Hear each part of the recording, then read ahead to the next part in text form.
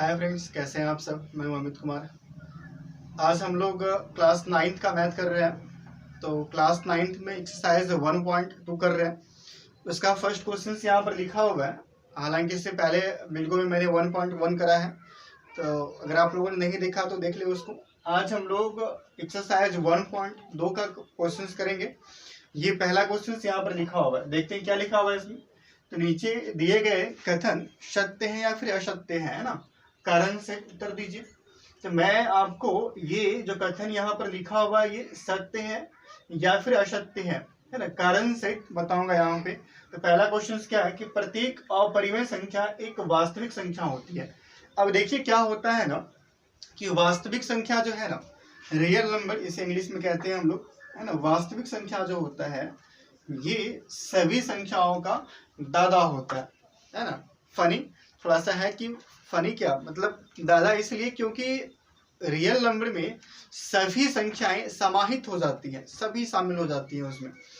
तो रियल में क्या होता है कि परिमेय संख्या और अपरिमेय संख्या, मतलब दोनों संख्याओं का जो समुच्चय होता है वही होता है आपको वास्तविक संख्या।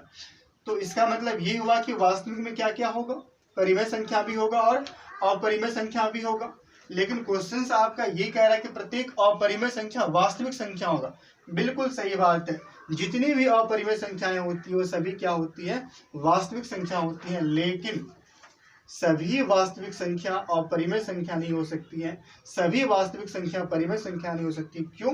क्योंकि उसमें दोनों का क्या होता है, एक कॉम्बिनेशन होता है, दोनों मिला करके या दोनों का समुच्चय या संग्रह जो होता है वो कहलाता है आपका वास्तविक संख्या। ठीक है, तो पहला वाला कथन क्या हो गया आपका, सत्य हो गया। रीजन क्या होगा, क्योंकि चूंकि प्रतीक जो चूंकि में आप लिख सकते हैं कि वास्तविक संख्या जो है वो परिमेय और अपरिमेय संख्याओं का संग्रह होता है। ठीक है, इसलिए प्रत्येक अपरिमेय संख्या जो है वास्तविक संख्या होती है। तो पहला आपको समझ में आ गया होगा।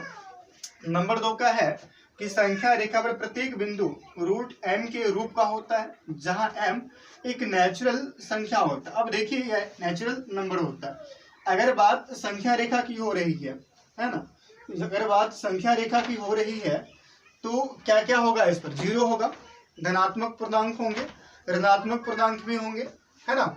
तो ये बात कर रहा है रूट m के रूप का। अब मान लीजिए कि संख्या रेखा पर क्या होता है, ऋण पूर्णांक भी होता है ना। और हम लोग जानते हैं कि किसी भी संख्या का जो वर्गमूल होता है वो कभी भी ऋण पूर्णांक नहीं हो सकता है, मतलब ऋणात्मक। हम लोग जानते हैं किसी भी संख्या का जो वर्गमूल है वो कभी भी ऋण पूर्णांक नहीं हो सकता, मतलब कि ऋणात्मक नहीं हो सकता। तो ये कथन आपका जो है 2 गलत दिया हुआ। क्यों गलत है?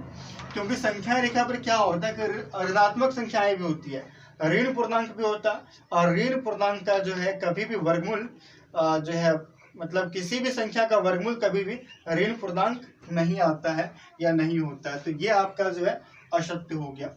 नंबर 3 में है कि प्रत्येक वास्तविक संख्या एक अपरिमेय संख्या होती है। देखिए अब क्या कह दिया फिर से कि प्रत्येक वास्तविक संख्या, मैंने क्या कहा था अभी कि जो वास्तविक संख्या होता है इसमें क्या होता है आपको, अपरिमेय और परिमेय दोनों का जो संग्रह है या दोनों का जो कॉम्बिनेशन है वो ना आपका रियल नंबर है।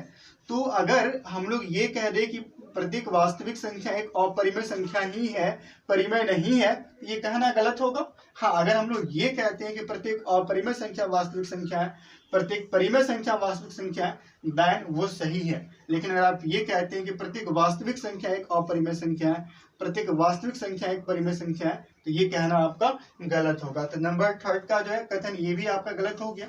तो 1 नंबर का सत्य है, नंबर 2 आपका गलत है या असत्य कहेंगे, नंबर 3 का भी आपका असत्य है। आई होप कि क्वेश्चन नंबर 1 आपको समझ में आ रहा होगा या फिर आ गया होगा। हम लोग अब आगे बढ़ते हैं क्वेश्चन नंबर 2 की ओर। ये क्वेश्चन नंबर 2 आपका यहाँ लिखा हुआ, देखते हैं क्या है इसमें। क्या सभी धनात्मक पूर्णांकों के वर्गमूल अपरिमेय होते हैं? जितने भी धनात्मक पूर्णांक हैं, क्या सभी धनात्मक पूर्णांक के वर्गमूल जो होते हैं क्या वो अपरिमेय होते हैं? यदि नहीं तो एक ऐसी संख्या का वर्गमूल का उदाहरण दीजिए जो एक परिमेय संख्या हो। देखिए पहली बात तो ये है कि प्रत्येक जो धनात्मक पूर्णांक है उसका वर्गमूल जो है एक अपरिमेय संख्या ही होगा, ये कहना बिल्कुल गलत है। क्योंकि जैसे रूट 4 है, इसका हो जाएगा 2, ठीक है 2, लेकिन आपका जो है अपरिमेय संख्या नहीं है, 2 तो आपका परिमेय संख्या है। क्यों 2 परिमेय संख्या है? क्योंकि 2 को हम लोग 2/1 के रूप में लिख सकते हैं, जहां पर 2 और 1 पूर्णांक है और साथ में q इक्वल नॉट 0 भी है। तो ये आपका गलत है, हालांकि क्योंकि सभी धनात्मक पूर्णांकों के वर्गमूल अपरिमेय नहीं होते हैं, बल्कि परिमेय भी होते हैं और अपरिमेय दोनों होते हैं।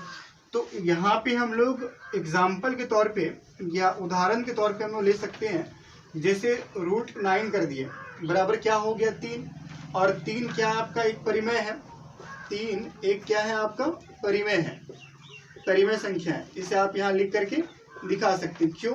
अब ये 3 परिमेय क्यों है? तो चूंकि भी यहाँ करके दिखा सकते हैं, क्योंकि 3 को हम लोग जो है 3/1 में लिख सकते हैं, जहाँ 3 और 1 दोनों ही पूर्णांक है। 3 और 1 दोनों ही क्या आपका पूर्णांक है, और तथा आपका जो है q इक्वल नॉट भी 0 के फॉर्म में है। इसलिए आपका जो है प्रत्येक धनात्मक संख्या का जो वर्गमूल है वो अपरिमेय ही हो, ये कहना गलत है। अगर आप ये कह सकते हैं कि प्रत्येक धनात्मक जो है संख्या का वर्गमूल परिमेय और अपरिमेय दोनों होता है, देन सही है। मैंने एग्जाम्पल लेकर के इसे गलत साबित कर दिया। इसे √9 हो गया, इसका आ गया 3, और 3 जो है एक परिमेय संख्या। आई होप कि नंबर 2 भी आपको समझ में आ रहा होगा या फिर आ गया होगा। अब हम लोग बढ़ते हैं क्वेश्चन नंबर 3 की तरफ। ये क्वेश्चन नंबर 3 है आपका, जो कि एक्सरसाइज 1.2 का ये लास्ट क्वेश्चन है। तो मैं संख्या रेखा पर √5 आपको करके दिखा रहा हूँ, है ना। आप लोग इसको जो है बस समझेंगे अच्छे से। हालांकि आप घर पे जो है स्केल वगैरह सब होता है, स्केल या कंपास रूलर वगैरह सब लेकर के इसे आप अच्छे से बना सकते हैं। तो ये दिखाने के लिए सबसे पहले क्या करेंगे, हम लोग एक एक्स अक्ष खींचेंगे। ठीक है, क्या खींचेंगे हम लोग? एक एक्स अक्ष। सपोज ये 0 हो गया और ये ऐसे जा रहा है। ठीक है, इसे हम लोग क्या कहते हैं? X axis. क्यों कहते हैं? क्योंकि जो भी लाइन जो पृथ्वी तल के समांतर होता है उसे हम लोग क्षैतिज रेखा कहते हैं, यह एक्स अक्ष कहते हैं। ठीक है, अब करना क्या, आपको स्केल लेकर के बराबर यूनिट पर ऐसे ऐसे करके संख्या को लिखा देना है, और कोशिश ये होना चाहिए कि प्रत्येक संख्याओं के बीच जो दूरी है वो आपको जो है बराबर होना चाहिए। ऐसा नहीं कि अब 1 यहाँ दिखा दिए, अब 5 वहाँ जाके लिखे, 2 वहाँ जाके लिखे। ऐसा लिखने पर ये गलत हो जाएगा आपका, बिल्कुल नहीं। तो ये आप क्या करेंगे, स्केल लेकर के एक एक यूनिट पर इसको जो है दिखा देंगे। ठीक है, अब करना क्या, आपको √5 दिखाना होगा। आप क्या करेंगे, 2 यूनिट ले लेंगे पहले, और 2 यूनिट जब आप ले लेंगे यहाँ पे, तो यहाँ पे कंपास होता है ना, कंपास को ऐसे रख करके यहाँ पे क्या करेंगे, आप एक 90 डिग्री का एंगल बनाते हुए एक लाइन खींचेंगे। कितना डिग्री का? 90 डिग्री का एक एंगल बनाते हुए लाइन खींचेंगे, और पुनः क्या करेंगे, 1 यूनिट यहाँ पे आप 1 1 2 लिए थे। अब क्या करना, आपको रूलर पर कंपास को ले जा करके 1 यूनिट का जो है चाप ले लेना है, और उसको यहाँ रख करके इसको ऐसे काटना होगा। सपोज ये यहाँ आ गया, तो ये हो गया आपका 1 यूनिट। ठीक है, और यहाँ से यहाँ कितना हो गया आपका, 2 यूनिट हो गया। अब करना क्या, आपको इसको मैच कर देना है, और फिर यहाँ पे कंपास ऐसे रख करके, सुई को ऐसे रख करके इसको जब आप ऐसे करके यहाँ तक लाएंगे, तो ये जहाँ भी जाएगा वही आपका क्या हो जाएगा, √5 हो जाएगा। एक्चुअली ये कैसे हुआ, देखिए होता है क्या, अगर ये समकोण मान लेते हैं त्रिभुज है, तो ये हो गया आपका 2 यूनिट और ये हो गया आपका 1 यूनिट।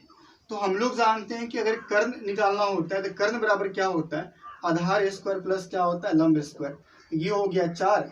ठीक है, ये क्या हो गया आपका 4 हो गया, और 1 का वर्ग कितना, 1 है ना होगा, तो ये हो गया 1, तो कितना हो जाएगा ये 5। मतलब ये कर्ण कितना होगा आपका, √5। अब यहाँ पे सुई का नोक रख करके आप ऐसे इससे करेंगे, तो ये जहां भी एक्स एक्सिस को आकर के मिलेगा वही क्या हो जाएगा आपका, √5 हो जाएगा। क्वेश्चन नंबर 1 2 3 ये तीनों आपको समझ में अच्छे से आ गया होगा। कम समय में अच्छा सॉल्यूशन आपको मिला होगा।